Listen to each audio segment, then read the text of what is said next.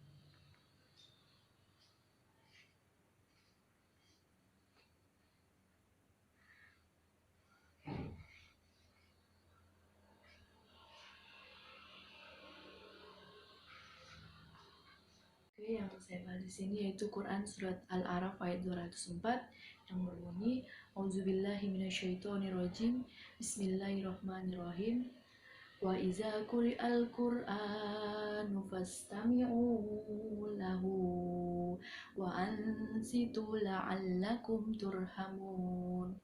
Ulangi lagi agar lebih lancar ya. Wa iza quri'al Qur'anu fastami'u lahu wa ansitu la'allakum turhamun. Yang artinya, dan apabila dibacakan Al-Quran, maka dengarkanlah dan diamlah agar kamu mendapat rahmat. Maksud dari ayat Quran dari Quran surat Al-A'raf ini yaitu bahwasanya Allah memerintahkan jika ada yang membaca Al-Quran, maka kita wajib untuk diam mendengarkan agar apa yang ingin disampaikan dalam surah tersebut itu dapat kita resapi, dapat kita ternyata maksudnya itu seperti ini. Dan di sini yang saya kaitkan dengan pendidikan yaitu tentang materi pendidikan. Sama halnya ibaratkan Allah itu ibaratkan itu pendidik, bahwasanya ketika pendidik itu menyampaikan materi, dia ingin peserta didiknya itu menerima ilmunya itu dengan sebaik-baiknya, maksudnya agar membekas di memori si peserta didik ini, agar di kemudian hari dia bisa mengaplikasikannya dalam kehidupannya dan mengajarkannya lagi kepada peserta didiknya lagi ketika dia menjadi seorang pendidik, seperti itu. Oke, kita akan masuk ke dalam Quran surat yang kedua, yaitu dari surat Al-Kahfi ayat 66 ini yang berbunyi A'udzubillahi minasyaitonirrajim Bismillahirrahmanirrahim.